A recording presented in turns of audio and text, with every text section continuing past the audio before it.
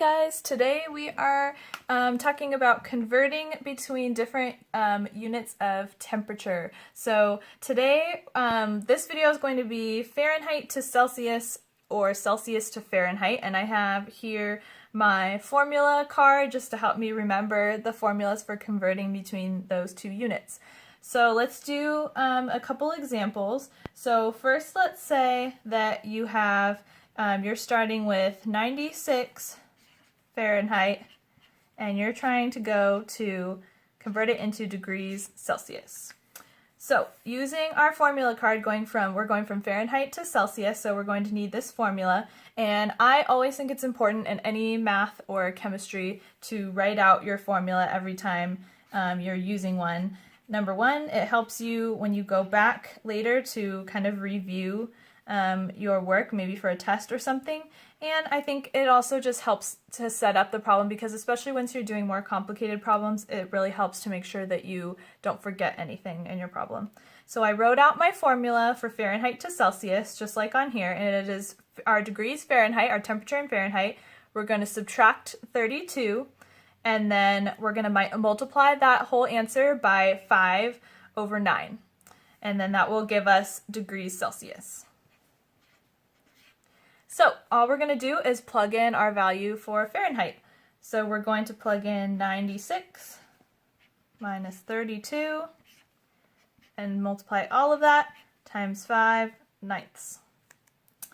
So then you end up with, inside the parentheses, you'll end up with 25. Or sorry, 64. You're going to end up with 64.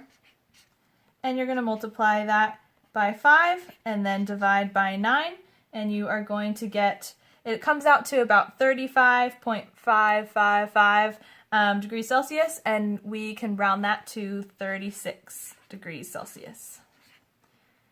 So that means 96 Fahrenheit is the same thing as 36 degrees Celsius. So now let's try one going from Celsius to Fahrenheit. So same kind of thing, just our formula looks slightly different because we're going back the other way. So this time, let's say that we have 25 degrees Celsius and we're trying to go to Fahrenheit. So here's my formula for Celsius to Fahrenheit. I'm going to write it down. It is degrees Celsius times 9 over 5. We flipped the fraction, and then we're adding back the 32 that we subtracted in the other formula. So just going to fill in my value. So I'm going to end up with 25 times 9 over 5 plus 32.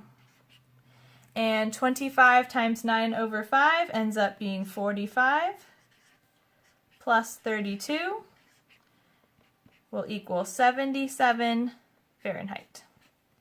So that means 77 Fahrenheit is the same thing as 25 degrees Celsius. We're going to take our 1.25, and since they gave us meters, we're starting right in the middle here at meters, and then we just have to count across to the unit we're trying to get to. So in this case, we're counting over from the middle, we're counting over 1, 2, 3 to the right.